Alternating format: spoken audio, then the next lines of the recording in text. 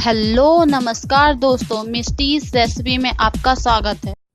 आज हम आपके साथ टेस्टी एंड हेल्दी आटा चिला की रेसिपी शेयर करने जा रहे हैं, जो बनाने में बहुत आसान होता है, जिसे आप किसी भी टाइम बना सकते हैं। तो चलिए शुरू करते हैं। इसके लिए मैंने 1 कटोरी आटा लिया है, आधा नींबू का रस।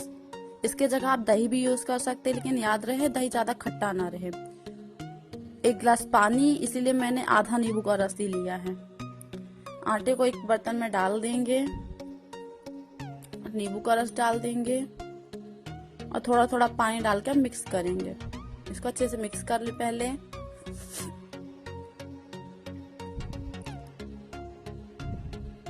थोड़ा थोड़ा पानी डाल के हमको इसका स्मूथ पेस्ट बनाना है। इसमें एक भी लम्स नहीं होने चाहिए, नहीं तो हमारा चीला अच्छा नहीं बनेगा।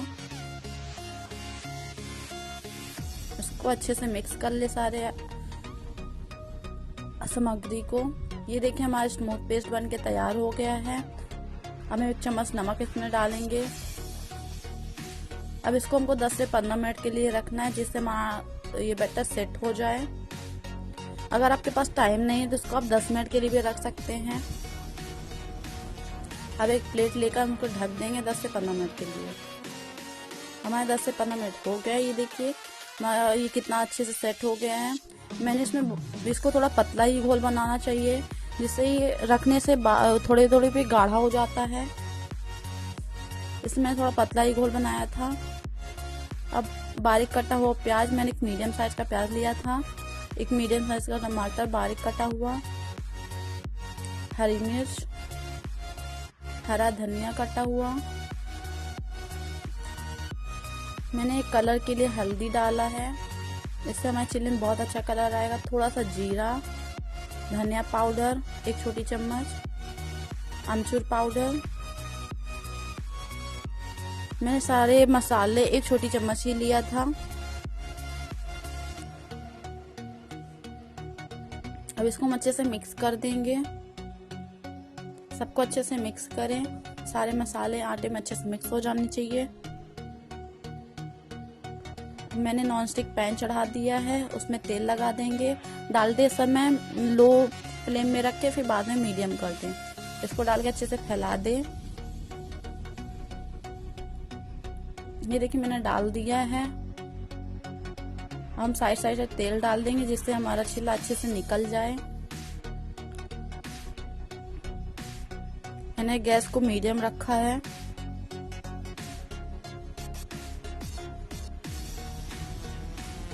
अब हमारा चिल्ला सेकना चालू हो गया है। हम इसको सावधानी से पलटा देंगे। सावधानी से पलटाए, जिससे फटे ना। ये देखिए मैंने पलटा दिया। हमारा चिल्ला थोड़ा थोड़ा सिकना शुरू हो गया है।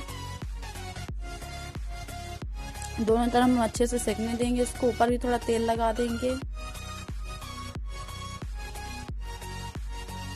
इसको थोड़ा दबा दे, जिससे अच्छे से ये सेक जाए।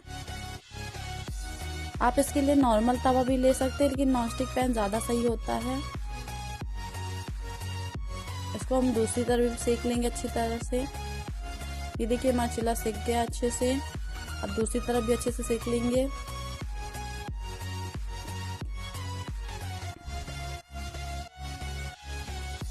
ये देखिए इधर से भी सेकना शुरू हो गया है। ये देखिए कितना अच्छा कलर आया है हल्दी के कारण। इसलिए हल्दी आप इसमें जरूर डालें।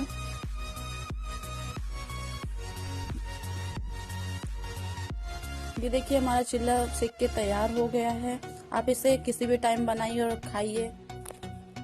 अगर आपको हमारी ये वीडियो अच्छी लगी हो तो हमारे चैनल को लाइक एंड सब्सक्राइब कीजिए। अपने एक्सपीरियंस हमारे साथ शेयर कीजिए। जल्द मिलते हैं नेक्स्ट वीडियो के साथ। Thank you.